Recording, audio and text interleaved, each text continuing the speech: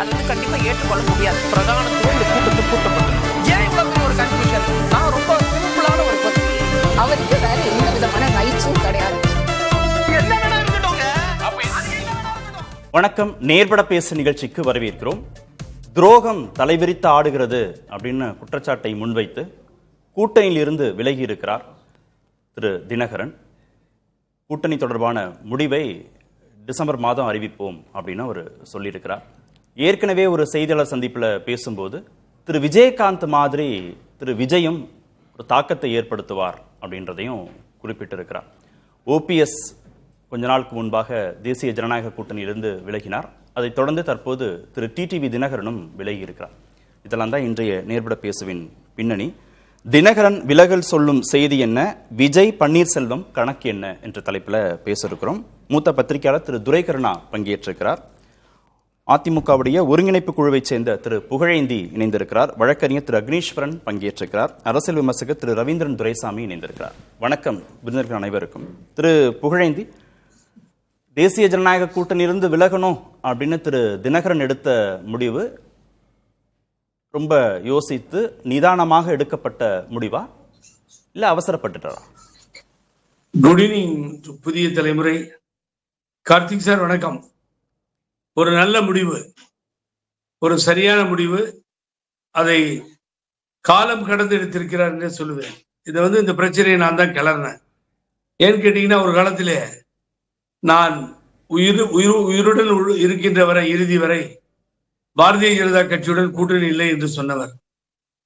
கால சூழ்நிலை மாறி தேசிய ஜனநாயக கூட்டணியினுடைய பிரதிநிதியாகவே மாறி நான் இங்க இருக்க, பிரதமர் மோடி தலைமையில், அமித்ஷா தலைமையில் இருக்கிறோம் அப்படின்னு ஒரு கட்டத்துல ஓபிஎஸ் வெளியே போனா கூட நான் அவரை உள்ள கூட்டு வந்துருவேன். இப்படி எல்லாம் தன்னை டெவலப் பண்ணி பேசி தேசிய ஜனநாயக கூட்டணியோடு ஒன்றிணைந்து போகும் பொழுது ஒரு பெரிய குழப்பம் ஏற்பட்டது. கொள்கை ரீதியாக இது ஒத்து வராது. அப்படி இருக்கும் பொழுது ஏன் இவர் இப்படி ஒரு முடிவை எடுத்து போறாரு, இது சரியா வராது அப்படின்னு நான் நினைத்தது உண்டு. அதற்காக அவரை நான் விமர்சனம் எல்லாம் செய்தேன். இன்றைய தினத்தில் அவருக்கு என்ன புரிஞ்சிருக்குன்னு கேட்டீங்கன்னா, மதிக்கவில்லை. நான் ஒரு கேள்வியை கேட்டிருந்தேன் அவரிடத்துல, கார்த்திக் சார்.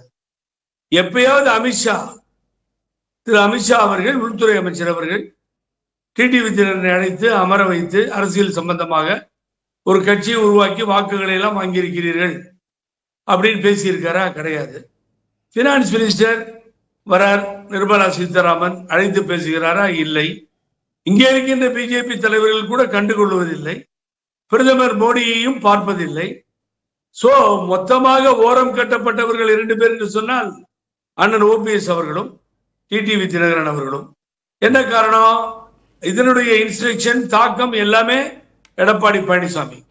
இவர்கள் இருவரையும் சேர்க்கக்கூடாது, ஏற்றுக்கொள்ளக்கூடாது, இதுதான் என் கண்டிஷன் அவர் சொல்லுவதை மாத்திரமே.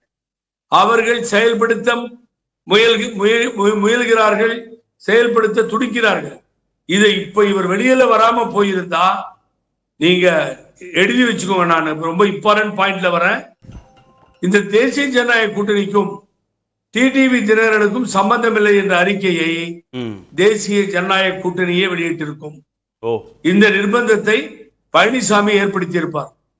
அப்படி ஒரு நிலைமை ஏற்பட்டு வெளியிலே வருவதற்கு முன்னால் ஓரளவுக்கு அதை புரிந்து கொண்டு, அறிந்து கொண்டு வெளியிலே வந்தது மிக சரியான முடிவாக நான் பார்க்கிறேன். அதே நேரத்தில் அண்ணன் இபிஎஸ் கேட்கிறாங்க, டிடிவி தினகரனை கூட்டணியில சேர்த்துக் கொள்வீர்களா, திரு ஓ பன்னீர்செல்வம் கூட்டணியில் இணைவாரா அப்படிலாம் கேட்கிற போது ஓபிஎஸ் தொடர்பான கேள்விக்கு காலம் கடந்துடுச்சு அப்படின்னு சொல்றாரு. திரு டிடிவி தினகரன் தொடர்பான கேள்விக்கு காலம் கனியும், பொறுத்திருந்து பார்ப்போம் அப்படின்னு சொல்றாரு. டிடிவி தினகரன் கரெக்ட், நீங்க சொல்றது கரெக்ட். நானும் கேட்டேன். அந்த ஒரு பதில் அப்படி வந்தது, காலம் கனியும், இது காலம் கடந்து விட்டதுன்னு சொல்லி. 2 பேரும் எல்லோரும் சேர்ந்து அனைத்து இந்திய அண்ணா திராவிட முன்னேற்ற கழகத்தினுடைய தலைவர்கள் என்ற போர்வையில் இருக்கிற வேற ஒரு கட்சி நடத்துற தலைவர், அம்மா தலைவராக ஏற்றுக்கொண்டு நடந்து கொண்டு போய்கொண்டிருக்கிறது. இல்ல காலம் கனிவது என்ன, காலத்தால் நடந்தது என்ன? ஏன் நேரடியாவே வாங்க சேர்த்துக்கிறேன் போலாம் அப்படின்னு சொல்லி ஒரு ஒற்றுமையா போலாமே சார்? இன்றைய நிலைமை என்ன உங்களுக்கு? ஒரு பக்கம் பிரேமலதா விஜயகாந்த் ஒதுங்கி போயிருக்கிறார், ஓபிஎஸ் வெளியிலே வந்து விட்டார், டிடிவி தினகரன் வெளியிலே வந்து விட்டார். இன்னொன்று செய்தியையும் ஆழமாக இங்கே பதிய வைக்கிறேன், என்னுடைய அனுபவத்தில் சொல்லுகிறேன். அண்ணாமலை, முன்னாள் பாரதிய ஜனதா கட்சி தலைவர் அண்ணாமலையும் வெளியே வருவதற்கு எல்லா ஏற்பாடுகளும் செய்து விட்டார். அவரும் வெளியில வந்தால் ஆச்சரியப்படுவதற்கு. ஏன்னு கேட்டீங்கன்னா, இவர்கள் இருவரையும் அவர்தான் கைகோர்த்து அழைத்து சென்றார். இப்ப என்ன பிரச்சனை போச்சு? 2 பேரும் வெளியில வர அளவிற்கு இனி இங்கே நம்பிக்கை இல்லை, யாரையாவது சேர்ந்து போனால் பரவாயில்லை என்கின்ற நிலைமைக்கு அவரோடு இருப்பவர்கள் சொல்லி தள்ளப்பட்டு, ஒரு கால் முடிந்தால் விஜயோடு போலாம் என்கின்ற எண்ணத்தின் அடிப்படையில் இருவருமே வெளியிலே வந்ததால், இப்பொழுது கூட்டணிக்கு ஒருவரும் இல்லாமல் போனதால் நான் மீண்டும் மீண்டும் பதிய வைக்கிறேன், 1000 சொன்னாலும் சரி. இல்ல, இப்ப திரு அண்ணாமலையும் வெளியே வருவதற்கான வாய்ப்புகள் இருக்குன்னு இப்ப சொன்னீங்கல்ல?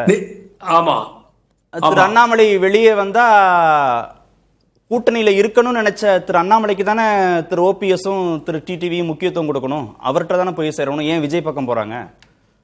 அவங்க இவர்கள் இருவருமே இருந்தது அண்ணாமலையை நம்பிதானே இருந்தார்கள். ஆமா, இப்ப அண்ணாமலை வராரு, தனியா ஒரு கட்சி தொடங்குறாரு, தனியா ஒரு கூட்டணி அமைக்கிறாருன்னா நம்ம 2 பேரையும் கூட்டணியில வச்சுக்கணும்னு நினைச்ச அண்ணாமலைக்கு தானே அவங்க 2 பேரும் முக்கியத்துவம் கொடுக்கணும்.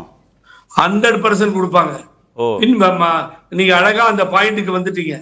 வெளியில வருகிறார், ஒரு இயக்கத்தை துவங்குகிறார், வேறு இயக்கத்தை ஆதரவு கொடுத்து போகிறார் நிலை வரும் பொழுது அவரை பொறுத்தவரை இருவரோடு சேர்ந்து பயணம் செய்தார். விட்டு கொடுக்க அவர் தயாராக இல்லை. அந்த மனநிலை ஏற்பட்டு விட்டது. அவரையும் அவமரியாதை செய்து கொண்டுதான் இருக்கிறார்கள். அங்கே இஸ் நாட் ஹாப்பி. அவர் கொடுத்த போர்ஸ்ல தான் அவ்வளவு அசிங்கமாக எடப்பாடி பழனிசாமியை பேசியவர். தற்கூரி என்றவர் ஏதோ சொன்னார், வேண்டாது இப்ப நம்ம சொல்ல போய் ஹார்டா பேசுறோம்னு ஆயிடும். ஆகவே அப்படியெல்லாம் பேசியவரை மாற்றி பேசுகிறார் இன்றைய தினம் அண்ணாமலை. அந்த அளவுக்கு அவரு கீழறங்கி போய் பார்த்தாரு.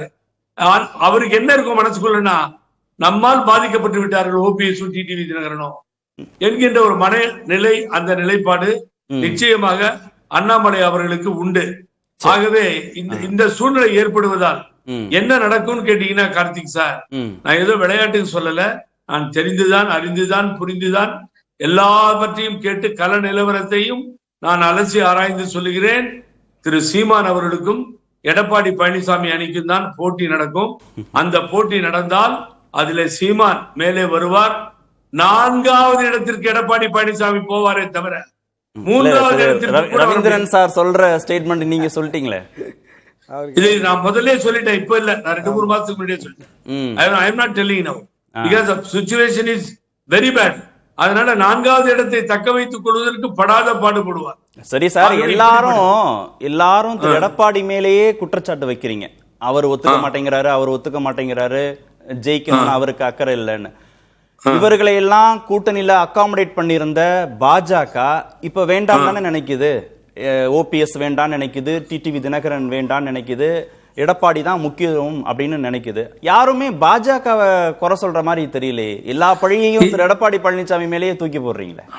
நீங்க ஏதோ பாரதிய ஜனதா கட்சி இன்னும் தமிழ்நாட்டில் இருக்க மாதிரியும், அதுக்கு ஏதோ ஒரு வாக்கு சதவீதம் இருக்கிற மாதிரியும் அப்படி பேசினா என்ன சொல்றது?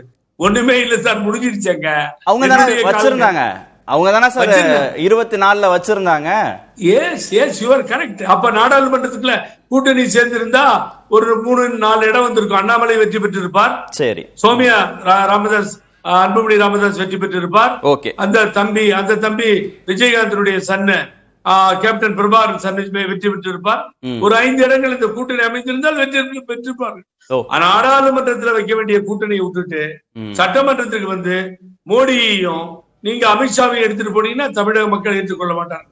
சுதந்திரம் பெற்ற இந்தியாவில் நம்முடைய வரலாற்றில் மத்திய அரசுக்கு ஒரு ரிசல்ட்டையும் மாநில அரசுக்கு ஒரு ரிசல்ட்டையும் தான் மக்கள் அடுத்த சுற்றுலையும் பேசும். திரு ரவீந்திரன், ஒவ்வொருத்தரா விலகிட்டே இருக்கிறாங்க. அதிமுக பாஜக கூட்டணி இருந்து, என்டிஏ கூட்டணி இருந்து, முதல்ல ஓபிஎஸ், அப்புறம் இப்ப டிடிவி தினகரன். இது கூட்டணியை பலவீனப்படுத்தாதா? கண்டிப்பா இது பலவீனப்படுத்தும். அதற்கு பல காரணங்கள், மல்டிபிள் ரீசன்ஸ் இருக்குது. இப்போ ஓபிஎஸ் விலகிறாருன்னா பிரதமர் தமிழ்நாட்டு விசிட்டோட அவர் தன்னை வரவேற்பதற்கோ வழி அனுப்புவதற்கோ ஒரு அப்பாயின்மெண்ட் கேட்டு அதை வெளிப்படையாகவே ஒரு கடிதமாகவே கொடுத்தார். ஆமாம். ஆனா அதுக்கு எந்த ரெஸ்பான்ஸும் இல்லை. பாக்கியம்னாரு அனுமதி கிடைச்சா. எஸ், அந்த அளவுக்கு இறங்கி வந்து ஒரு கடிதம் கொடுத்தாரு. இதுக்கு எந்த ரெஸ்பான்ஸும் இல்லை. அது அவருக்கு வந்து இதுவரை நம்ம மோடியை நம்பி இருந்த நமக்கு வந்து ஒரு பெரிய ஏமாற்றங்கிற லெவலில் அவர் இதற்கு மேலும் இங்கே நம்ம இருக்கிறதுல நமக்கு 20% எடப்பாடி தான் முக்கியங்கிற லெவலுக்குள்ள அவங்க முடிவெடுத்துட்டாங்க. ஓகே, என்னமோ நமக்கு அவங்க ஜஸ்டிஃபை பண்ணுவாங்களாங்கிற ஒரு எண்ண ஓட்டம் வரும்போது அவர் தேசிய ஜனநாயக கூட்டணியில இருந்து விலகிறன்னு அவர் சொல்லிட்டாரு. இன்னும் ஊடார பல காரணங்கள் இருக்குது. அது வெளியில சொல்ல முடியாதா? சொல்ல முடியாதுன்னு இல்லை, அது அவுட் ஆஃப் பாக்ஸா இருக்கும். இது வெளிப்படையா நமக்கு இருக்கக்கூடிய காரணங்கள் இது. சரி, இந்த அவமானத்துக்கு பிறகு இங்க இருக்காண்டாமான்னு அவர் முடிவு பண்ணிட்டாப்ல. அடுத்தபடியா டிடிவிக்கும் அதுதான். டிடிவி அதை சமாளிச்சுக்கிட்டு இருந்தாரு. நான் அப்பாயின்மெண்ட் கேட்கலங்கிறத சமாளிச்சுக்கிட்டு இருந்தாரு. அதே வேளையில ஜி.கே. வாசன் நடத்தின அந்த எல்லாரும் ஒன்னா இருந்து அண்ணாமலை ஆர்கனைஸ் பண்ண ஒரே குட்டையில் உரிய மட்டைகள்னு காமராஜ் சொன்னதை வச்சு காமராஜ் பிறந்தநாள ஜி.கே. வாசன் கூட்டத்தில் ஓபிஎஸ்க்கும் டிடிவிக்கும் மிக உயரிய மரியாதை கொடுத்து மிக முக்கிய தலைவர்களாக அவங்க ஸ்டேச்சருக்கு தக்கன பெரிய மரியாதையை வந்து ஜி.கே. வாசன் கொடுத்தாரு. அதே ஜி.கே. வாசன் வந்து நிர்மலா சீதாராமன் அம்மையார் அவங்கள அழைச்சி அவருடைய தந்தையார் ஐயா மூப்பனார் நினைவு நாளில் நடத்தினதுல இவர் அங்கேயும் கூப்பிடல. அப்போ it is writing on the wall. அவங்க நம்மளை வந்து புறக்கணிக்காங்கிறது அவங்களுக்கு தெளிவா தெரியுது. எடப்பாடி மட்டும் போதும்னு நினைக்கிறாங்க. அப்போ பாஜக தரப்புல 20% எடப்பாடிக்கு அவங்க அசான் டேட் கூடுதல் முக்கியத்துவம் கொடுக்கிற மாதிரி தெரியுது. அது நான் 2021 உங்கள்கிட்ட ஒரு கருத்தை சொல்லியிருப்பேன். காங்கிரஸ் பிடியில திமுக பெயரக்கூடாதுங்கிறது தான் மோடிக்கு ஒரு எண்ண நோக்கமா இருக்குங்கிற ஒரு கருத்தை முன் வச்சிருப்பேன். 20% போதுங்கிற அடிப்படையில இவங்களை அவங்க புறக்கணிக்கிறாங்கன்னா இவங்க செல்வாக்கானவர்கள். டெல்டா அப்பர் சவுத்துல இவங்களுக்குன்னு ஒரு பலம் இருக்குது. அந்த பலத்தை நிரூபிச்சிருக்கிறாங்க. யாருக்கு? பாஜகவுக்கா?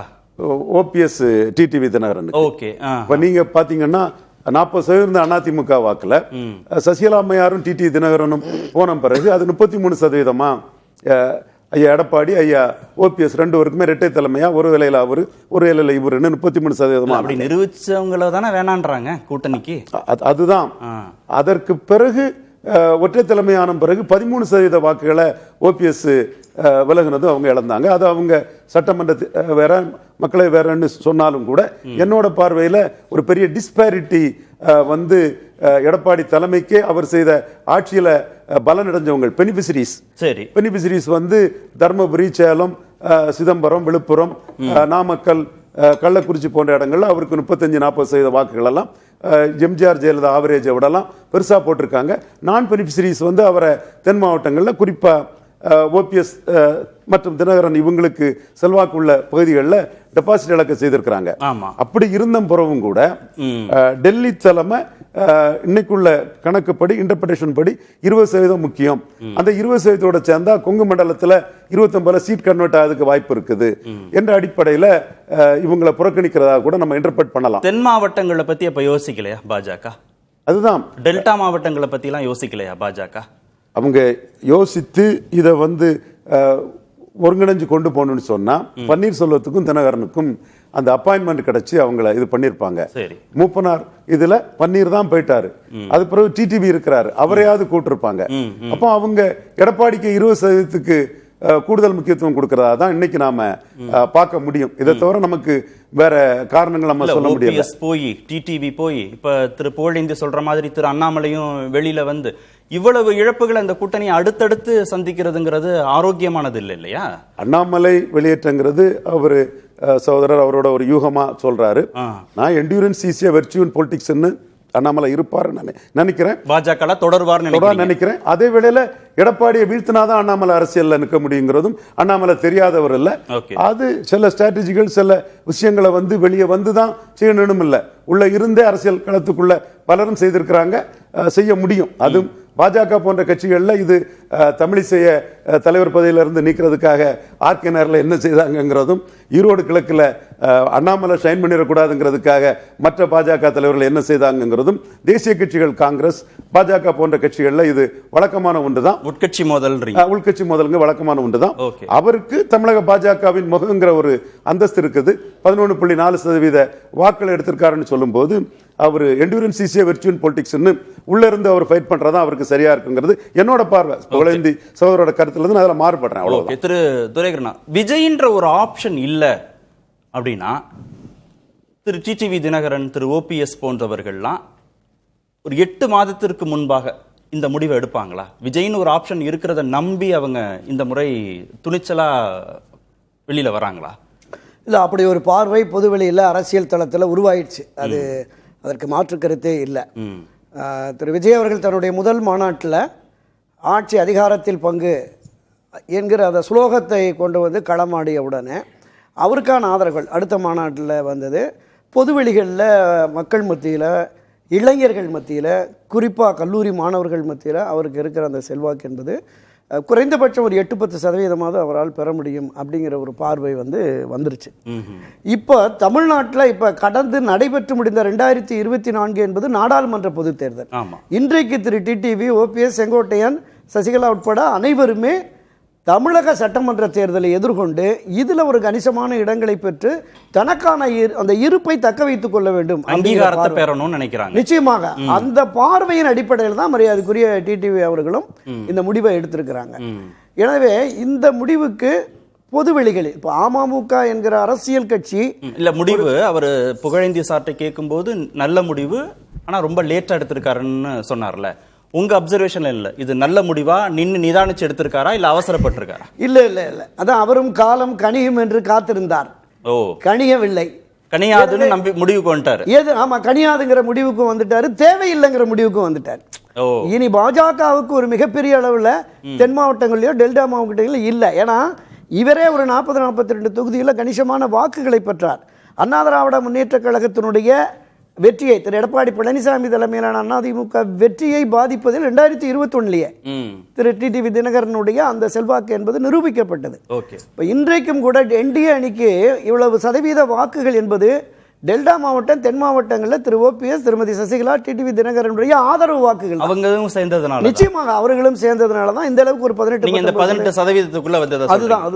அதுதான் இருக்கு. இப்போ பாஜகவுக்கு என்று தனித்து பார்த்தீங்கன்னா ஒரு 4%, 5% தான் இருக்கலாம். கடந்த காலத்தில் விடவும் அண்ணாமலை காலத்தில் பாஜக வளர்ந்துருக்கு, மாற்று கருத்தே இல்லை. என் மண் என் மக்கள் யாத்திரையின் போது பல இளைஞர்கள் அவர் பின்னாடி போனாங்க. பேசுபொருளானது பிரதான எதிர்க்கட்சியான அண்ணா திராவிட முன்னேற்ற கழகத்தை விடவும் தீவிரமாக திமுகவை எதிராக களமாடி பாஜக தான் உண்மையான எதிர்க்கட்சி என்கிற அடையாளத்தை அண்ணாமலை உருவாக்கினார். அதில் மாற்று கருத்தே இல்லை. அவர் தனி கட்சி காண்பாரா அப்படிங்கிறது எனக்கு சந்தேகமாக தான் இருக்கு. ஒரு தேசிய கட்சியினுடைய மாநில தலைமையாக இருந்துட்டார். அவருடைய அரசியல் பயணம் இன்னும் 20-30 ஆண்டுகள் போகலாம். அந்த தேசிய கட்சியில் தேசிய அளவிலான பொறுப்புகளோ இல்லை. இதே அண்ணாமலை பாஜகவை விட்டு வெளியே தனி கட்சி தொடங்கினால், ஆமா திரு ஓபிஎஸும் திரு டிடிவி தினகரனும் விஜய்க்கு கொடுக்கிற முக்கியத்துவத்தை விட திரு அண்ணாமலைக்கு கொடுப்பதற்கான சாத்தியக்கூறுகள் இருக்குன்னு நம்ம பேசணும். ஒருவேளை வந்தால், திரு அண்ணாமலை வெளியே வந்தா, ஆமா இல்ல அது ஹேஷியங்களாக அது வருது, அது பல இடங்கள்ல வருது. இதையும் தாண்டி இன்னொரு தகவலும் சொல்றாங்க. அண்ணன் திரு எடப்பாடி பழனிசாமியை முதலமைச்சராக ஆக்குவதுதான் நம் கடமை அப்படின்னு எல்லாரும் களம் இறங்குங்க திருநெல்வேலியில் அப்படின்னு சொன்ன போது, இதற்கு பின்னணியில் அந்த சேலம், ஈரோடு, அந்த கொங்கு மண்டலத்தை சேர்ந்த மிகப்பெரிய ஆளுமைகள், மிகப்பெரிய தொழிலதிபர்கள், மற்றவர்கள்லாம் ஒரு சமுதாய அமைப்பு திரு அண்ணாமலையவும் இந்த பக்கம் கொண்டு வருவதற்கான முயற்சி இருக்கிற பார்வையும் இருக்கு. நம்முடைய அருமை சகோதரன் புகழேந்திக்கு அதுவும் கூட தெரியும். இந்த மாதிரி 2 விதமான லாபி இருக்கு. அவர் மாநில கட்சியை தொடங்கி சக்சஸ் பண்ண முடியுமா? ஏன்னா இன்றைக்கும் நான் பார்த்துக்கிட்டு இருக்கோம், மிகப்பெரிய ஜாதிய பின்பலத்தோடு வந்த பாட்டாளி மக்கள் கட்சி, மிகப்பெரிய இளைஞர்கள் ஆதரவோடு வந்த மதிமுக, மறுமலர்ச்சி திராவிட கழகம், திமுகவிலிருந்து செங்குத்தாக பிளவுபட்டதுன்னு மரியாதைக்குரிய சங்கரையா சொன்னார். இப்ப அடுத்தடுத்த கட்சிகளை பார்க்கிறோம். திரையுலகத்திலிருந்து வந்த பலர்களாலேயே தாக்குப்பிடிக்க முடியல. அதனால இவரால் முடியுமா அப்படிங்கிறது சந்தேகம். இப்ப இந்த தாவேகா பிரமுகர்கள் 1-2 வியூக வகுப்பாளர்கிட்ட கடந்த 2 தினங்களா பேசிட்டு இருக்கோம். அவங்க என்ன சொல்றாங்கன்னா, 2வது அணி அவர் சொன்னார்ல மாநாட்டில், டிஎம்கே வெர்சஸ் டிவிகே அணி தான் அப்படின்னு, அதை நோக்கி நாங்கள் பயணிக்கிறோம்.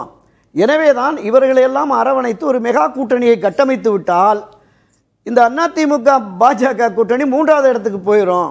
எங்களுக்கு விழுகிற வாக்குகள் 25-30%, அடுத்தடுத்து அதிமுக அணியிலிருந்து வருகிறவர்களுக்கு ஒரு 10-20%.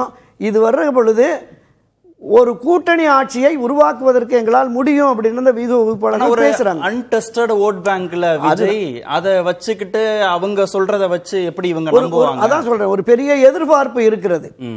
திரு ஓபிஎஸ்ஓ திரு டிடிவி தினகரனும் அரசியல ரொம்ப காலம் இருக்கக்கூடிய தலைவர்கள், நிச்சயமா பல தேர்தல்கள்ல கண்ட தலைவர்கள், ரொம்ப அனுபவம் மிக்கவர்கள். அவங்களுக்கு மற்றவர்கள் சொல்வதை விட கூர்ந்து கவனிக்கக்கூடியது அதிகமாக சரியான பார்வை. அப்போ அவங்க விஜயின்னு ஒரு ஆப்ஷனை அவங்க எடுப்பதற்கு முன்பாக எத்தனை முறை யோசிப்பார்கள் அந்த முடிவை கூட்டணின்னு எடுக்கிறதுக்கு முன்பாக? எதிரியை களத்தில் வீழ்த்துவதற்கு எந்த ஆயுதத்தையும் எடுக்க தயார். யார் நிலைப்பாடு? யார் எதிரி? திமுகவா எடப்பாடி? எந்த இல்ல அண்ணா திராவிட முன்னேற்ற கழகத்திலிருந்து கட்சியினுடைய துணை பொதுச்செயலாளர் இருந்த டிடிவி தினகரனை நீக்கியது, கட்சியின் பொதுச்செயலாளர் என்று தேர்ந்தெடுத்து விட்டு சசிகலாவை நீக்கியது, கட்சியின் பிரதான ஒருங்கிணைப்பாளர் ஓபிஎஸ்ஐ நீக்கியது, அவர்களை ஒருபோதும் சேர்க்க முடிய மாட்டேன்னு கட்சி கரவேட்டு கூட கட்ட முடியாத ஒரு நிலையை உருவாக்கி இன்னும் பிடிவாத நிலையில் இருந்தால் அவரை வீழ்த்துவதற்கு தான் களமாடுவாங்க. அதுதான் நிச்சயமா அதுதான் நடக்கும். இன்னொரு பார்வை இருக்கு. பாரதிய ஜனதா கட்சியோடு அண்ணா திராவிட முன்னேற்ற கழகம் கூட்டணி அணை அமைத்த உடனே என்டி அணியே கலகலத்து போயிடுச்சு. பாமக அப்பா பையன் கட்சி போயிடுச்சு. இன்னும் இருக்கிற தேமுதிக நிலைப்பாடு அது இங்க இல்ல இருந்தாலும் போயிடுச்சு. இப்போ ஓரளவுக்கு தென் மாவட்டங்களில் செல்வாக்குள்ள திரு ஓபிஎஸ் அவர்கள், திருமதி சசிகலா, டிடிவி தினகரனும் போயிட்டாங்க.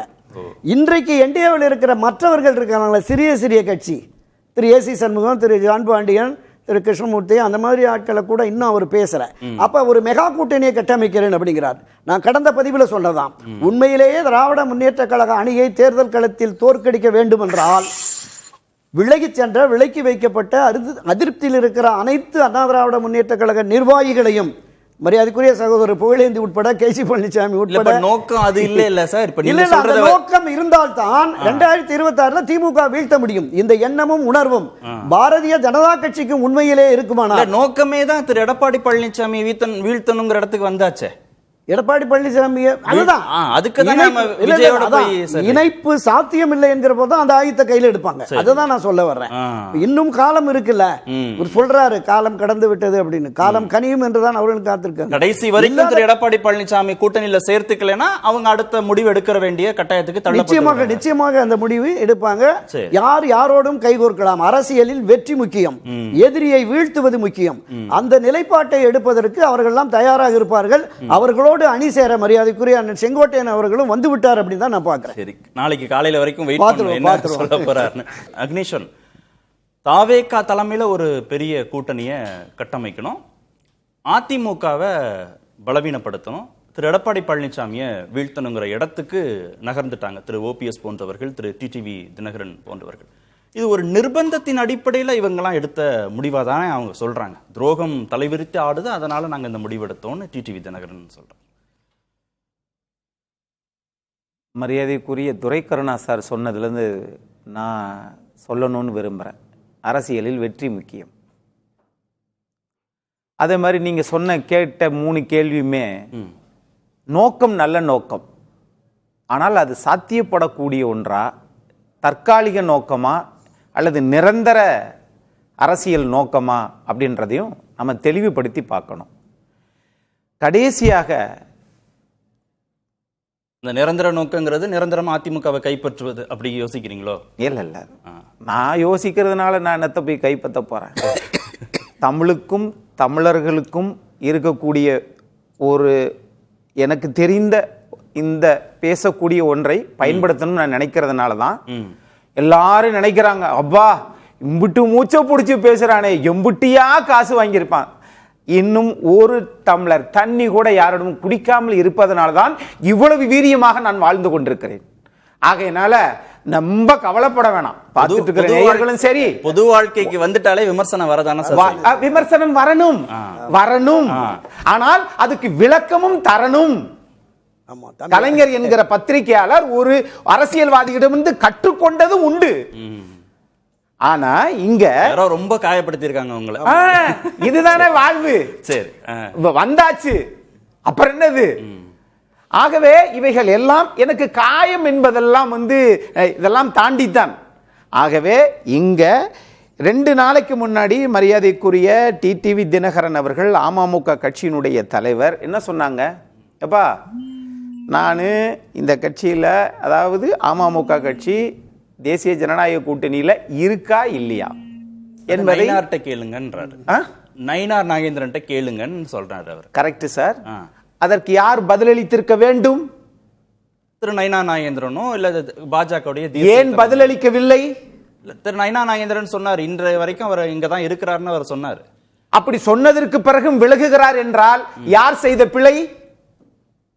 சார், தப்பு பூரா உங்க பக்கம் வச்சுக்கிட்டு, பிழைய மற்றவங்க மேல உள்நோக்கம் ஒன்றை வச்சுக்கிட்டு வெளிநோக்கம் வேற மாதிரி நீங்க பரப்புறீங்களே, இது சரியா? சரி சார். இருந்தாலும் தேசிய ஜனநாயக கூட்டணியில் இருந்து அவர் விலகியது. ஒரு நொடி நீங்க லாஜிக்கா நீங்க கேக்குறது சரியா? லாஜிக்கல யதார்த்தம். சரி, யதார்த்தம். தலைவர் விலகிய தலைவர் சொன்ன வார்த்தையிலிருந்து தான் நாம் பேச முடியும் சார். அவரை எங்கேயுமே கூப்பிட்டு அழைச்சு பேசல, ஏர்போர்ட்ல பேசல, கட்சி கூட்டணி கூட்டங்கள்ல பேசல, திரு வாசன் அவங்க நிகழ்ச்சியில போய் இவங்க சந்திக்கல, கலந்துக்கல. அப்போ தொடர் புறக்கணிப்புன்னு வருகிற போது இந்த தலைவர்கள் என்ன முடிவெடுப்பாங்க? திரு ஓபிஎஸ்ஓ திரு டிடிவியோ ஒரு நிகழ்வுல ஒரு நாள்ல எடுத்த முடிவாது விலகணும், ஒரு கூட்டணியை விட்டு விலகணும் அப்படின்னு எடுக்கிற முடிவை ஒரு நாள்ல எடுத்துருவாங்க, ஒரு நிகழ்வுல எடுத்துருவாங்க. இடைச்சர்கள் 10 வினாடி தான். மரியாதைக்குரிய திரு எடப்பாடி பழனிசாமி கடைசியா நேரம் கொடுக்குறீங்க. 10 வினாடி தானே.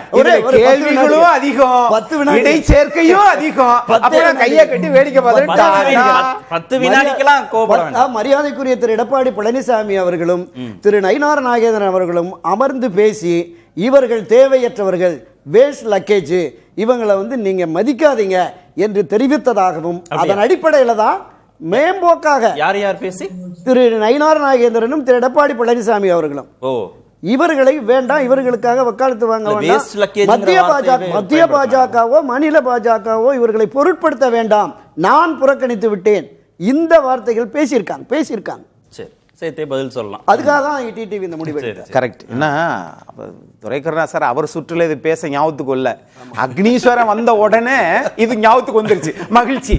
ஆனால் வயதாயிடுச்சு, மறதி எல்லாம் இயல்பு தானே சார். அது கரெக்ட் தான். ஆனா இப்படித்தான் தேமுதிகவினுடைய தலைவர் திருமதி கேப்டன் விஜயகாந்த் அன்னியார் அவர்கள் பேசாத ஒரு குற்றத்தை பேசியதாக சொல்லி ஒரு போலியான ஒரு பிம்பத்தை செஞ்சாங்க. இன்னைக்கு என்ன சொல்லிட்டாங்க? நான் அப்படி பேசவே இல்லை, என் வாயில அப்படிப்பட்ட வார்த்தையே வராதுப்பான்ட்டாங்க.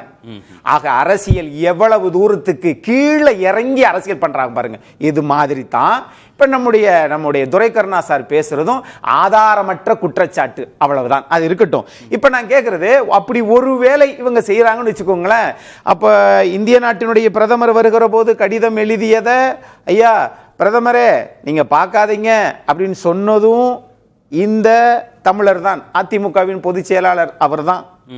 அதே மாதிரி திரு நயினார் நாகேந்திரன் சொல்லி, அப்பா திரு டிடிவி தினகரன் பேசுறாரு, நீ எதுவும் பதில் சொல்லிடாத, அமைதியா இரு அப்படின்னால், ஒரு தமிழ்நாட்டில் ஒரு மாநில கட்சி மத்தியில் ஆளுகிற ஒரு கட்சியை கட்டுப்படுத்துகிறது அப்படின்னு சொன்னா அது தமிழுக்கும் தமிழ்நாட்டுக்கும் பெருமை, அதிமுகவுக்கு பெருமை நான் நினைக்கிறேன். ஆனால் உண்மை அதுவல்ல. நீங்க சொல்றது கரெக்ட். ஆனா 2021 சட்டமன்ற தேர்தல் சமயத்தில், கூட்டணி பேச்சுவார்த்தை சமயத்தில் என்ன நடந்தது? லீலா பேலஸ்ல நடந்த கூட்டத்தில் என்ன பேசப்பட்டது?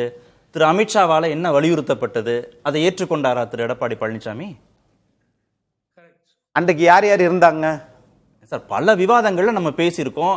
டிடிவி தினகரனை சேர்த்துக்கங்க அப்படின்னு திரு அமித்ஷா சொன்னதாகவும், உறுதியாக திரு இபிஎஸ் அதை மறுத்ததாகவும், 23 சட்டமன்ற தொகுதிகளில் அதிமுகவுடைய வெற்றியை அவர் பாதிப்புக்குள்ளாக்கியதாகவும் எத்தனை விவாதங்கள் 26க்கு வந்துட்டோம் சார். 26க்கு வந்துருவோம் சார். 21ல கேட்பது இருக்கட்டும். 21ல தான். அப்ப 21ல திரு ஓபிஎஸ் அவர்கள் எங்கே இருந்தார்? ஒருங்கிணைப்பாளர் ஓபிஎஸ் அன்றைக்கு என்ன சொன்னார்? கொடுத்துறலாம்னு வலியுறுத்தினார். அன்றைக்கு என்ன ஆதாரம் இருக்கிறது? கொடுத்துறலாம் சார். எல்லாத்துக்கும் ஆதாரம் கேட்டா நீங்க ஒரு ஆதாரத்தை லீலா பேலஸ் சொல்லி கொண்டுக்கறீங்க, அப்ப நாங்க கேட்ட ஆதாரம் இல்லைன்னு எப்படி இது? சார், இது பாஜக தலைவர்கள் பேசின கருத்துக்கள், பாஜகவுடைய சார்பு நிலையில் வரக்கூடிய செய்தி தொடர்பாளர்கள் பேசின கருத்துக்கள், மூத்த பத்திரிகையாளர்கள் பேசின கருத்துக்கள், இன்னைக்கு புதுசா இந்த செய்தியை நான் சொல்றேனா, புதுசா அந்த கேள்வியை நான் கேட்கிறேன். இன்னைக்கு திரு டிடிவி தினகரன் அமமுக கட்சி விலகி இருக்கு, அவ்வளவுதானே. அதுக்கு யார் பொறுப்பு? 2024 யாரு கூட கூட்டணியில் இருந்தாங்க? எல்லாத்துக்குமே துரோகம் தலைவிரித்து ஆடுகிறது, துரோகம் தலைவிரித்து ஆடுகிறது அப்படின்னு சொல்லிட்டு அவர் வெளியில போறாரு. அப்புறம் அதை யார சொல்றாரு அவரு? ஒண்ணு பாஜகவை சொல்லணும், இல்லைன்னா அதிமுகவை சொல்லணும், இல்லைன்னா 2 பேரை சொல்லணும், அவ்வளவுதானே. இதுல இருந்து புரிஞ்சுக்க வேண்டிய செய்தி என்ன? அதெல்லாம் மக்களுக்கு எல்லாத்துக்கும் புரிஞ்சுக்குருவாங்க சார். இப்ப என்னன்னா, அண்ணன் மரியாதைக்குரிய அண்ணன் புகழேந்தி அவர்கள் பேசும்போது சொன்னாரு என்னன்னா, எந்தெந்த கட்சிக்கு போட்டி அப்படின்னு சொல்லி சொன்னார். அது சொல்றது கரெக்டு தான். எனக்கு அதை காட்டிலும் அவர் சொல்றதுல எனக்கு என்னன்னா, திரு எடப்பாடி பழனிசாமி அவர்களை விமர்சிப்பதில் அல்லது வார்த்தைகளை முந்தி போடுவதில் அண்ணன் ரவீந்திரன் துரைசாமிக்கும் புகழேந்தி அண்ணனுக்கு தான் இப்போ போட்டியா இருக்குது. நீங்க பெருசா நாங்க பெருசா, அவர் இப்படி பண்ணிட்டாரு, அவர் இந்த மாதிரி குற்றம் பண்ணிட்டாரு, இதவே சொல்லுவதனால் நான் கேட்கிறேன், இதனால் உங்களுக்கு என்ன பலன் நான் கேட்கிறேன். பலன்னா அண்ணன் புகழேந்தி அண்ணனுக்கோ ரவீந்திரன் அண்ணனுக்கோ அல்ல, இவருக்குள் வார்த்தை யுத்தம் நடக்கிறது. ஆனால் அரசியல் யுத்தம் என்று வருகிற போது நாங்க இந்திய நாட்டினுடைய பிரதமருக்காக 2024 நாங்கள் அவரோடு கூட்டணி வைத்தோம், கரெக்ட். இப்ப அவங்க ஏன் இது பண்ணல அப்படின்னு சொல்லி கேட்டா, இது யார் செய்த பிழைக்கு பாவம் ஒருபுறம் பழி ஒருபுறமா? எதை நோக்கி நகருது? திமுக வெர்சஸ் தாவேகாங்கிற களத்தை நோக்கி நகருது. அதிமுக 3ஆம் இடம் நோக்கி அந்த கூட்டணி நகருதுங்கிற இடத்துல பேசினார் அவரு. அதுதானே முக்கியமான கருத்து. இவங்க எல்லாம் அங்க போய் சேர்றதுனால எந்த மாற்றமும் தாக்கமும் ஏற்பட போறதில்லை அப்படின்னா பிரச்சனை இல்லை. பைபோலார் நரேட்டிவ்ல இருதுருவ அரசியலுடைய தன்மையே இதனால மாறும், கூட்டணியில மாறும் அப்படின்னா அது நீங்க கவனிக்க வேண்டியது இல்லையா? அதிமுக அதை பொருட்படுத்திக்க வேண்டியது இல்லையா? இல்ல சார், நீங்க இப்ப நீங்க விஜய் கிட்ட போறீங்களா? போனால் எல்லாம் போகட்டும் சார், போகட்டும். ஏன்னா ஒரு நாட்டில் 3 முறை முதலமைச்சராக இருந்தவர்கள், ஒரு கட்சியை ஆரம்பித்து அதிமுகவை கைப்பற்றுவேன் என்று சொன்னவர்கள், நீங்களும் சேர்த்துக்க மாட்டீங்க. தேர்தல் போனாலும் போக கூடாது, 3 முதலே முதலமைச்சர் ஆனார்னு வேற அவருக்கு புகழாரம்னா என்னதான் சார் பண்ணுவாரு ஓபி? நான் என்னதான் பேசுறது சார்? இல்ல எதான் ஆப்ஷன் அவருக்கு? இல்ல நான் என்னதான் நான் அதையும் சொல்லிடுறேன். அவருக்கு என்ன ஓபி? நான் என்ன கேட்கிறேன், நாங்க நாடாளுமன்ற உறுப்பினராக நாங்க இருந்தோமா? அல்லது அம்மையார் பெயரை பயன்படுத்தி பல்லாயிரம் செல்வாக்குகளோடு நாங்கள் வாழ்ந்தோமா? அரசியல் அனுபவம் என்ற ஒன்று இருக்கு இல்லையா? அம்மையார் இறக்குற போது இவர் 30 அமைச்சர், இவர் ஒரு அமைச்சர் தானே. ஆனால் இன்னைக்கு அவர் வந்ததற்கு பிறகு எல்லோரும் அவரை எதிர்க்கிறீர்கள் என்றால் ஏன்? அப்ப ஒத்துக்குங்க. அப்ப தேர்தல் வழக்கு தேர்தல் ஆணையமா இருக்கட்டும், இதா இருக்கட்டும், வழக்கு போடுறதா இருக்கட்டும், அதுல ஆளா போய் அங்க நின்றுக்கிறீங்க. அதுலயும் வெற்றி பெற முடியல, இங்கேயும் வெற்றி பெற முடியல. அப்ப அங்க இருக்கிற மாவட்ட செயலரும் வர மாட்டேங்கிறாங்க. கூட்டணியில இப்படி தனி கட்சியும் ஆரம்பிக்க மாட்டோம். ஆனா எடப்பாடியை குறை சொல்லிக்கிட்டே எங்க அரசியல் வாழ்வு முடிஞ்சு போயிரும் அப்படின்னு சொன்னா என்ன பொருள்? எடப்பாடியை தோற்கடிக்கணும், அப்படித்தானே? அதற்காக அதிமுகவை தோற்கடிக்கணும். அந்த அதிமுகவினாலதான் நீங்க எல்லாம் செல்வாக்கு பெற்றீங்க. அக்னிக்கு ஒரே ஒரு நோக்கம் அதுதான். அதான் திரு துரைக்கண்ணாட்ட அதை அழுத்தமா கேட்டேன். நோக்கம் எதுதான்? ஏன் தெரியுமா? திமுகவை தோற்கடிக்கணும். புரட்சி தலைவர் எம்ஜிஆரை, அம்மையார் ஜெயலலிதாவை இவர்கள் அடியோடு பேரை வெட்டி வீழ்த்த வேண்டும். இதுதான் இவர்கள் நோக்கம். இல்ல ஒரு நிமிடம் அக்னேஸ்வரன். தனக்கு கிடைத்த அதிகாரத்தை பயன்படுத்தி, அதிகாரத்தையும் பணபலத்தையும் பயன்படுத்தி இந்த அதிமுகவை திரு எடப்பாடி பழனிசாமி கைப்பற்றி வைத்திருக்கிறார். அவரிடமிருந்து 33 வருஷம் நீங்களும் ஆட்சியில் இருந்தீங்க, அப்பெல்லாம் ஒண்ணுமே கிடையாது. அதிகாரத்தை பயன்படுத்தி 7.5 கொண்டு வந்தார். இன்னைக்கு நடைமுறையில் இருக்கா இல்லையா? இல்ல மரியாதைக்குரிய நீங்க செஞ்சீங்களா? இல்ல மரியாதைக்குரிய தம்பி அக்னேஸ்வரன் நிச்சயமாக விலை போகவே மாட்டார். திரு எடப்பாடி தரப்புலையோ எனக்கு தேவையும் இல்லை. ஒரு செல்லாத பைசா கூட வாங்க மாட்டார், வாங்கி இருக்க மாட்டார். ஆனால் அரசியல் கள நிலவரத்தை உணராமல் இந்த 2026 தேர்தலில் அதிமுக வெற்றி பெற்று மீண்டும் திரு எடப்பாடி பழனிசாமி முதலமைச்சராக வருவார் என்று பேசுவது, அவர் ஒரு வழக்கறிஞர், கள யதார்த்தத்தை நான் 1967 தேர்தலில் இருந்து பார்க்கிறேன். இன்றைய தேர்தல் என்பது நீங்க குறிப்பிட்டது மாதிரி தான். 2026 மற்ற தேர்தல்கள் மாதிரி இல்ல. 2016 ஒரு மக்கள் நல கூட்டணி தோத்துல அது மாதிரி எல்லாம் இப்ப போயிடுங்கிறது எல்லாம் அபத்தமானது. இல்ல நீங்களே 10-15% வரைக்கும் சொல்றீங்களே விஜய்க்கு. ஆமா, ஒரு 8-10% வரும். அதுதான் சொல்றேன். அப்படி வருகிற பொழுது அதுதான் எதிரியை களத்தில் வீழ்த்த வேண்டும் என்றால் யாரோடும் யாரும் கைகோர்ப்பார்கள். அதுதான் தேர்தலில் வெற்றிதான இலக்கு. நீங்க எதிரிய கைகோருங்க, நான் வேண்டான்னு சொல்லல. ஆனால் நீங்கள் வளர்ந்த, உங்களை வளர்த்த, உங்களை அதிகாரத்தில் ஆளுமையில் அமர்த்திய அந்த இயக்கம் இல்ல, நம்ம இடைவேளைக்கு பிறகு பேசுவோம். எந்த நிபந்தனையும் இல்ல, சேர்த்துக்கோங்கன்னு சொல்லிட்டாரு. வழக்குகளை வாபஸ் வாங்கியாச்சா? திரு டிடிவி தினகரன் இறுதி முடிவை யார் எடுக்க வேண்டும்? திரு எடப்பாடி அவர்கள் கையில தானே கட்சி இருக்குது இல்லையா? அவர் தானே எடுக்க முடியும். இல்ல புகழேந்தி சார், அதுக்கும் நயினார் நாகேந்திரன் முடிவெடுக்காததுக்கும் பிரதமர் ஜே.பி. நட்டா முடிவெடுக்காததுக்கும் எடப்பாடி தான் பொறுப்புன்னு சொன்னா இந்த அரசியல் எனக்கு தலை சுத்துது. இல்ல எனக்கும் சுத்துது. கேட்போம் திரு புகழேந்தி சார். திரு டிடிவியோ திரு ஓபிஎஸ்ஓ வேண்டியதில்லை அப்படின்னு 2021 டிடிவி வேண்டாம் அப்படின்னு எடுத்த உறுதியான முடிவை இந்த முறை ஓபிஎஸும் வேண்டாம் டிடிவியும் வேண்டாம் அப்படின்றத எடுக்கிறார் திரு இபிஎஸ். அப்போ அழுத்தம் கொடுத்த பாஜக கூட இந்த முறை உட்கட்சி விவகாரங்களை தலையிட மாட்டோம் அப்படின்னு திரு அமித்ஷா சென்னை வரும்போது அவர் சொல்லிடுறார். அப்போ எடப்பாடி கை ஓங்கி இருக்கு கூட்டணியில, அவர் சொல்வதை பாஜக முழுமையாக நம்புகிறது அப்படின்னு தானே பார்க்கணும். Yes yes you are correct. நீங்க சொல்றதுதான் சரி. ஒரு நேஷனல் லெவல் பார்ட்டி 13-14 ஸ்டேட்ல ரூல் பண்ற பார்ட்டி, அந்த பார்ட்டி எடப்பாடி பழனிசாமி பேச்சு கேட்கிற அளவுக்கு போயிடுச்சு கீழே. எனக்கு அக்னிக்கு ஒரு பதில் சொல்லணும், என் தம்பிக்கு, என்னுடைய இளவலுக்கு. நானு ரவீந்திரன் துரைசாமி, எங்களது மூத்த அரசியல்வாதி துரை கருணா எல்லாம் நாங்க என்ன அரை கிளாஸ் தண்ணி கூட குடிக்கல சார். நீங்களாவது ஒரு கிளாஸ் தண்ணி, நீங்க நான் அரை கிளாஸ் தண்ணி கூட குடிக்கல. இருக்க சொத்தை தான் கொடுத்தோம்.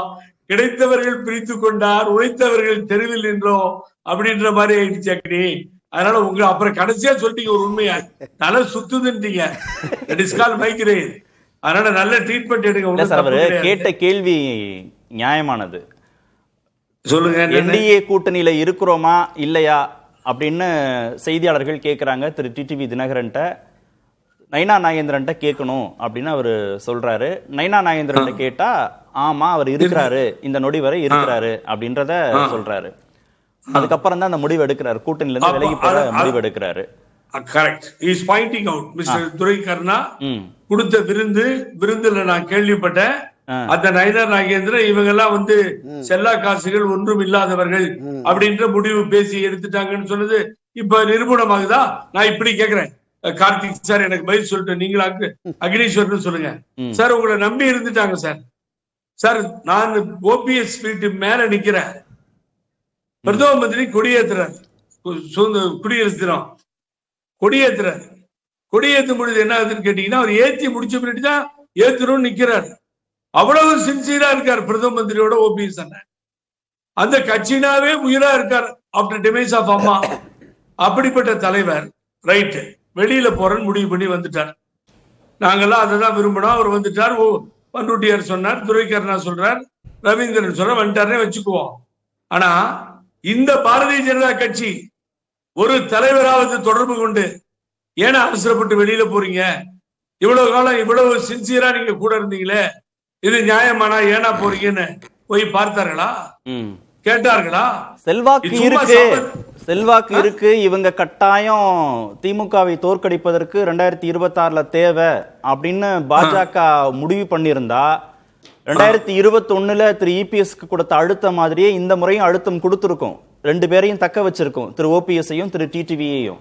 இந்த முறை பாஜகவே கன்வின்ஸ் ஆகிற மாதிரி தானே தெரியுது, இவங்க 2 பேரும் வேண்டாம். ஒருவேளை திரு நயினா நாகேந்திரன் அந்த சமூகத்தை சேர்ந்தவர், அவர் மாநில தலைவராக இருக்கார், அவரை வைத்து இதை சமாளித்துக் கொள்ளலாம்னு அந்த முடிவுக்கு வந்துட்டு இவங்க 2 பேரையும் நிராகரிப்பது மாதிரி தானே தெரியுது.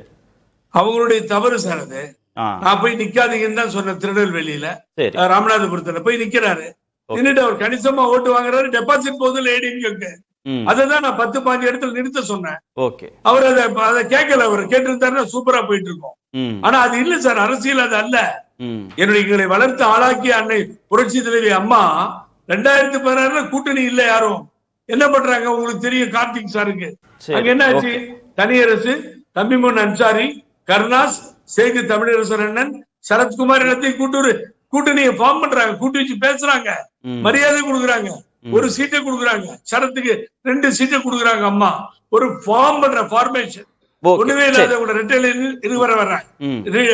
நில்லுங்கன்னு சொல்றாங்க.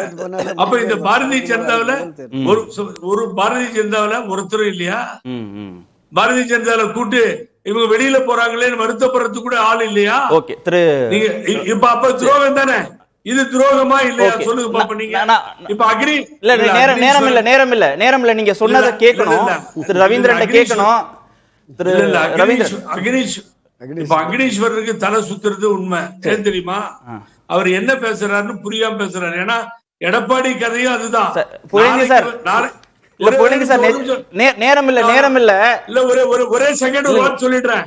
இப்பயும் செங்கோட்டையன் என்ன மன்னிச்சிருங்க, ஜாதியை நான் பேசவே மாட்டேன். உங்களுக்கு தெரியும், அந்த சமூகத்தை சார்ந்தவர்கள் அந்த சமூகத்தின் பெயரை சொல்லி நாளை தினம் ஊத்தி போயிடுங்க. நைசா எல்லாரும் ஒன்னா சேர்ந்து ஒரு வார்த்தை வேணா சொல்லிட்டு போயிடுங்க அப்படின்னு சொல்லி கொடுத்துட்டு இருக்காங்க.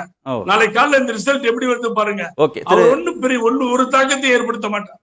திரு ரவீந்திரன், விஜய் அவர் தலைமையிலான கூட்டணி அப்படிங்கறத அதிமுக பாஜக தலைமை ரொம்ப அண்டர் எஸ்டிமேட் பண்றாங்களா? அவங்க பக்கம் போய் இவங்க எல்லாம் செய்யறதுனால நமக்கு பாதிப்பு இல்லைன்னு ரொம்ப உறுதியா நம்புறாங்க. இதுல ஓபிஎஸ் அவரோட பேச்சு, அவருக்கு பல ஆப்ஷன் இருக்கு. அதுல காங்கிரீட்டா டேங்கிபிளா நமக்கு தெரிகிறது கொடுக்கறதெல்லாம் எம்பி சீட்டு எம்எல்ஏ சீட்டுங்கிற லெவல்லையும் 1957 62 காமராஜ் உயரத்தில் கட்சியை கைப்பற்றி இருந்த உயரத்தில் இன்னைக்கு ஒரு கூட்டணி பலத்தோடு கூடிய மு.க. ஸ்டாலினுக்கு ஓபிஎஸ் ஒரு நல்ல முக்கியத்துவத்தை கொடுக்குறாரு. மு.க. ஸ்டாலின் அவர்களும் ஓபிஎஸ்க்கு ஒரு முக்கியத்துவத்தை கொடுக்குறாருங்கிறது நமக்கு கண்ணெதிர தெளிவாக தெரியக்கூடிய ஒரு சாய்ஸ் வந்து திமுக தான். ஓபிஎஸ் அவர் 3 தடவை ஸ்டாலினை பார்த்துட்டாரு. விஜய் ஓபிஎஸ் வந்து இன்னும் பார்த்த மாதிரி தெரியல. அவர் முதல்வராக இருக்கக்கூடிய ஸ்டாலினை 3 தடவை பார்த்துட்டாரு. அரசியல் நிரந்தர எதிரிகளும் நண்பர்களும் இல்லைன்னு சொல்லியிருக்கிறாரு. அதனால அதுதான் செட்டில்டு மேட்டர் நான் சொல்ல வரல. பட் ஒரு அண்ணா காமராஜருக்கு சிலை வச்சது மாதிரி அண்ணா திமுகவின் முதல்வராக இருந்த ஓபிஎஸ் வந்து திமுக கழக முதல்வர் திராவிட இயக்கம்னு மு.க. ஸ்டாலினை பார்த்துட்டு வந்திருக்காருன்னு சொல்லும்போது ஓபிஎஸோட ஃபர்ஸ்ட் சாய்ஸ் வந்து என்னுடைய பார்வையில் ஸ்டாலினால் மதிக்கப்படுறாரு ஓபிஎஸ்.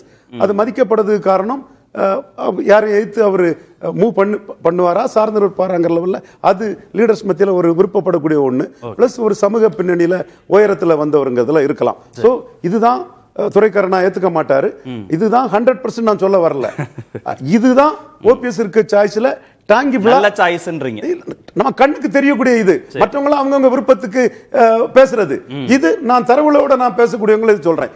அதே வேளையில தினகரன் 8% அன்டெஸ்டட் நாட் ப்ரூவ்டு விஜய்க்கு இருக்குன்னு சொல்றது, அவருக்கு விஜய் ஆப்ஷன் வந்து ஒரு நம்பர் 1 ஆப்ஷனா விஜயகாந்த் மாதிரி விஜய் தாக்கத்தை ஏற்படுத்துவார்னு டிடிவி தினகரன் சொல்லனால அந்த அந்தஸ்து தினகரன் கொடுத்துட்டாரு. தினகரன் விஜய்க்கு ஒரு உயர்வான இடத்தை கொடுத்திருக்கிறார். ஓபிஎஸ் அந்த மாநாட்டில் பாசிட்டிவா எதுவும் இல்லைங்கிற கருத்தை தான் சொன்னாரு. அது மட்டுமல்ல, கடுமையா தலைவர்களை பேசினதும் தவிர்க்கப்பட வேண்டியதுங்கன்னு அவர்கள் சொன்னாருங்கதையும் தரவுகளின் அடிப்படையில் நான் பதிவு பண்ணேன். அக்னீஸ்வரன், திரு ஓபிஎஸ் திமுக பக்கமும் போக வாய்ப்பு இருக்குன்னு ரவீந்திரன் சார் சொல்றார். திரு டிடிவி விஜய் அப்படின்ற ஒரு ஆப்ஷனை தேர்ந்தெடுக்க வாய்ப்பு இருக்குன்னா எதிர்த்தரப்புல இருக்கக்கூடிய கூட்டணியுடைய பலம் அதிகரித்து கொண்டே இருக்கிற மாதிரி தானே தெரியுதா? இந்த இருக்கிற கட்சிகளோட இந்த கூட்டணியை கட்டமைச்சா போதுன்ற இடத்துக்கு அதிமுக வந்துடுச்சா? இல்ல, அப்படி கிடையாது. போதும்ன்றது அரசியல்ல அப்படியெல்லாம் ஒன்றும் கிடையாது. ஆனா திமுக கூட்டணியே வீழ்த்தணும் அப்படிங்கிற மைய கருத்துல எதிரணியில் இருப்பவர்கள் தெளிவான ஒரு முடிவில தீர்க்கமான ஒரு சிந்தனையில இருக்கணும் அப்படின்னு ஏற்கனவே மரியாதைக்குரிய ஓபிஎஸ் அவர்களும் திரு டிடிவி தினகரன் அவர்களும் நாடாளுமன்ற தேர்தலில் இருந்தாங்கல்ல. எதுக்காக அங்க வந்து நின்றாங்க? என்டிஏவோட கேக்குறீங்க? ஆமா.